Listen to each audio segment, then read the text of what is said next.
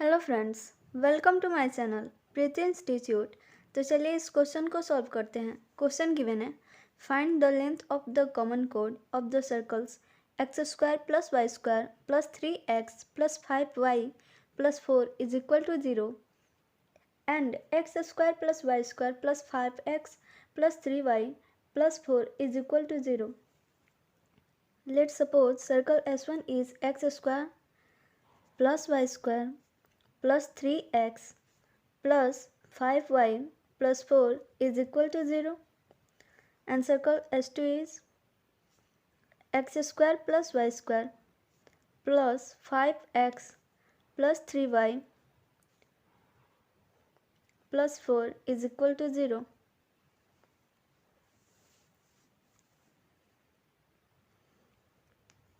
Here equation of two circles are given.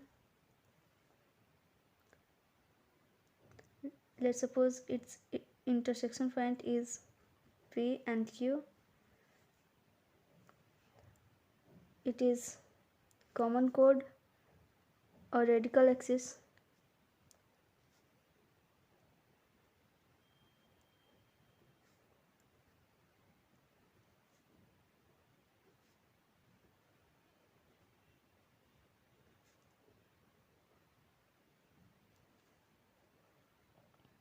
Center of circle S1 is equal to 0 is C1, and center of circle S2 is equal to 0 is C2.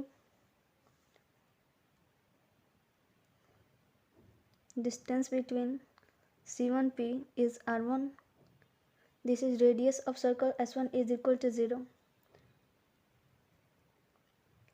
Distance between C1 and C2 intersect the line which is called radical axis at point M.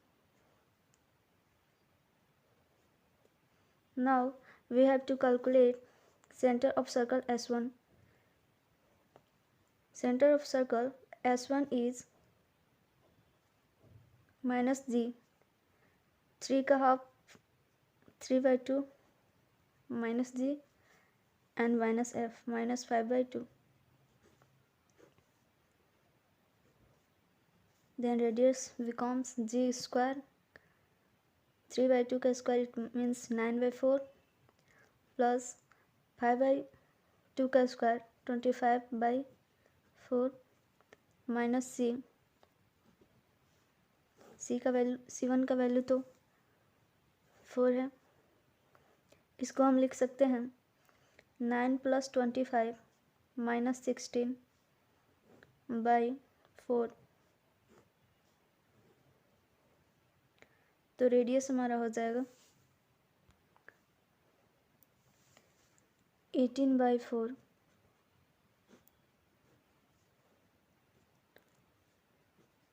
18 2 times में cancel out हो जाएगा. 2 से जब 18 को cancel करेंगे तो ये 9 times में होगा. तो इसको हम लिख सकते हैं 3/√2.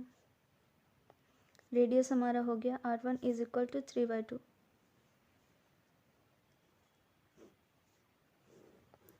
Now we have to calculate the equation of radical axis. Equation of radical axis is S1 minus S2 is equal to 0. जब S1 में से S2 को सब्ट्रैक्ट करेंगे तो ये हो जाएगा -2x plus 2y is equal to 0. यहाँ से जब -2 कॉमन ले लेंगे तो ये हो जाएगा x minus y is equal to 0. और -2 राइट साइड में आएगा तो ये डिवाइड हो जाएगा 0 में और ये टोटल टर्म 0 हो जाएगा. तो हमारा रेडिकल एक्सिस का इक्वेशन आ गया x minus y is equal to 0. और सेंटर तो हमें मालूम ही है -3/2 - 5/2.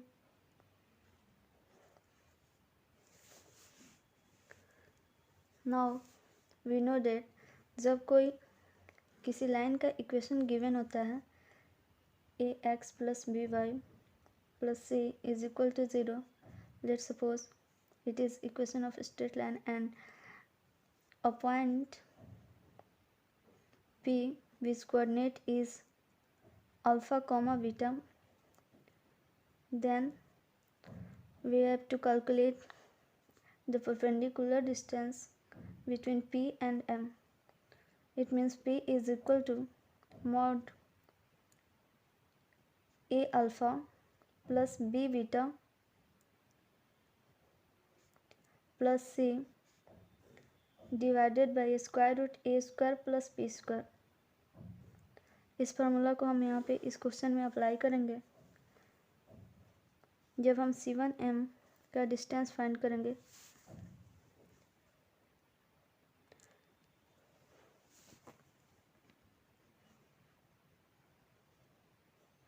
तो ये हो जाएगा मॉड -3/2, ए का वैल्यू तो 1 है, प्लस और क्योंकि यहाँ पे माइनस है तो माइनस हो जाएगा, और v का वैल्यू -1 है, प्लस बीटा का वैल्यू तो -5/2 है, c तो यहाँ पे है नहीं, divided by root a square, it means 1 का स्क्वायर प्लस -1 का स्क्वायर, 1 का स्क्वायर तो 1 ही हो जाएगा। तो यहाँ पे हो जाएगा 3/2 -3/2 plus 5/2 with mod sine divided by √2।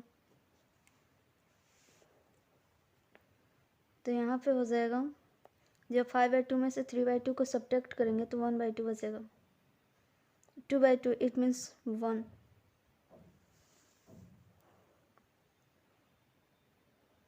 Divided by √2, तो C1M का डिस्टेंस आ गया 1/√2। तो PQ को हम लिख सकते हैं 2 टाइम्स PM।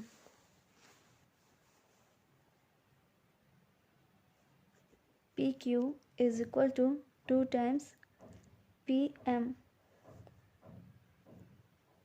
और PM को हम लिख सकते हैं, यहाँ पे PM को हम लिख सकते हैं क्योंकि ये एक राइट एंगल ट्रायंगल है PMC1, और R1 का वैल्यू हमें मालूम है, C1M का वैल्यू हमें मालूम है, तो PM को हम लिख सकते हैं R1 square minus C1M square by Pythagoras theorem.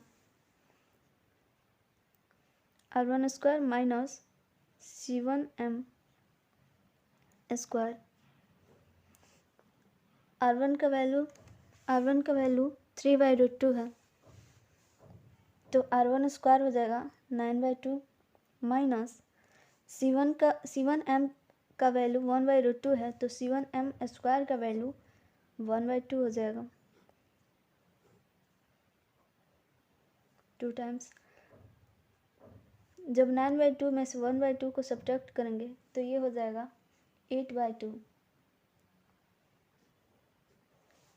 8 में 2 से डिवाइड करेंगे तो ये 4 हो जाएगा, और 4 क्योंकि स्क्वायर रूट के अंदर है तो इसको हम लिख सकते हैं 2, और 2 से मल्टीप्लाई ऑलरेडी है, तो ये हो जाएगा 2 × 2 इट मीन्स 4।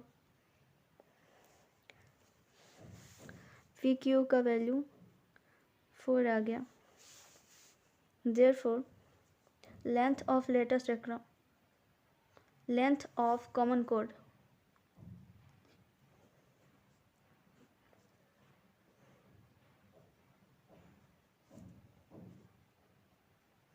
common